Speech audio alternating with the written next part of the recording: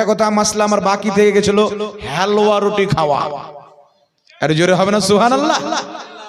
বরেলির আলা হযরত নবীর সুন্নাত হালুয়া রুটি খেতে শিখিয়েছে, আর দেওবন্দির আলা হযরত কাওয়ার মাংস খেতে শিখিয়েছে, মন্দিরের প্রসাদ খেতে শিখিয়েছে।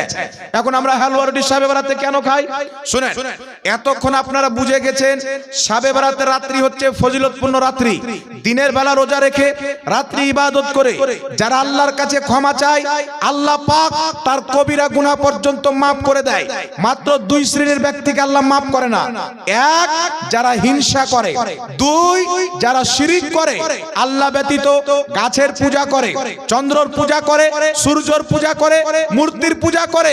এই দুই শ্রেণীর ব্যক্তি বাদ দিয়ে আল্লাহ পাক শবে বরাতের রাত্রিতে বান্দার সমস্ত গুনাহ নিজের রহমতে মাফ করে দেয়।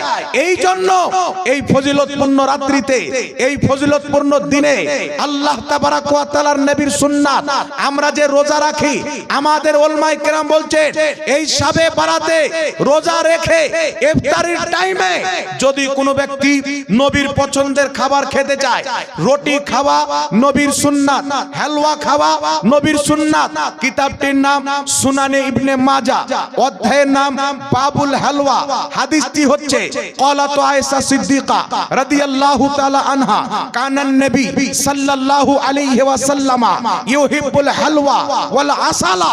আয়েশা সিদ্দিকা রাদিয়াল্লাহু তাআলা আনহা বলেন, এই পৃথিবীর মানুষ আমার নবী আপনার নবী সবচাইতে বেশি হালুয়া খেতে ভালোবাসতেন এবং মধু খেতে ভালোবাসতেন। সুবহানাল্লাহ। একটু জোরে হবে না সুবহানাল্লাহ? সুবহানাল্লাহ। তাহলে যেই জিনিসটা নবী ভালোবাসতেন, যদি কেউ শবে বরাতে যদি কোনো ব্যক্তি মনে করে নবী পাক হালুয়া রুটি ভালোবাসতেন, তো আজকে হালুয়া রুটি খাবো, নাজায়েজ হবে না নেকির কাজ হবে? জোরে বলেন। আল্লাহ তাকে পছন্দ করে, যে নবীর পছন্দের খাবারকে পছন্দ করলো আল্লাহ তাকে পছন্দ করবে। যে নবীর পোশাককে পছন্দ করলো আল্লাহ তাকে পছন্দ করবে। যেই ব্যক্তি নবীর পছন্দকে নিজের পছন্দ বানিয়ে নেয়, ওই ব্যক্তি দুনিয়াতে জান্নাতি হয়ে যায়। সুবহানাল্লাহ। এইজন্য হালুয়া রুটি খাবেন। আলহামদুলিল্লাহ আমরা হচ্ছে মাখদুম আশরাফকে মাননেওয়ালা, খাজাওয়ালা, রাজাওয়ালা, গৌসওয়ালা, হুসেইনওয়ালা।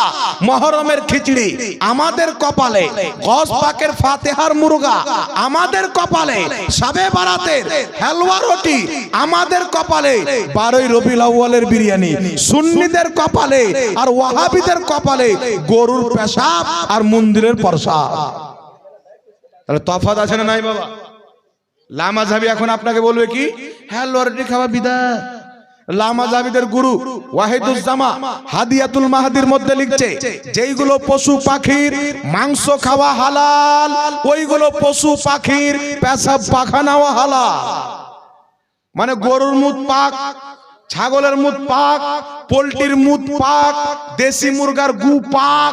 তো দেশি মুরগার গু খানা তোকে কে মানা করেছে? आयम हलवा रोटी खाएंगे तेरा बाप का क्या जाता है?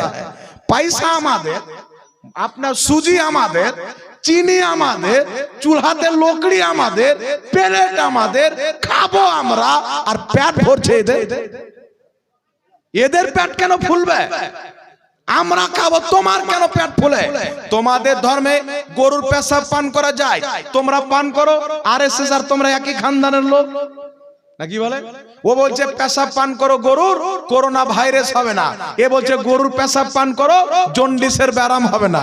একই খানদানের দুটা লোক, আরএসএস আর আহলে হাদিস। এই জন্য বাবা, এরা হারামকে হালাল আর হালালকে হারাম বানিয়েছে। এদের থেকে নিজের ঈমানকে বাঁচিয়ে রাখতে হবে। আমরা যেই পথে আছি কোনোদিন ভুল হতে পারে না। আমাদের পথ চলবে বরেলির আহমদ রাজার পিছে পিছে বাগদাদ পর্যন্ত, বাগদাদের গৌসে আজম, কারবালার হুসেন পর্যন্ত, কারবালার হুসেন মাওলা আলী পর্যন্ত, মাওলা আলী মুহাম্মদ রাসূলুল্লাহ পর্যন্ত। যারা লেহেকে বলিয়ে না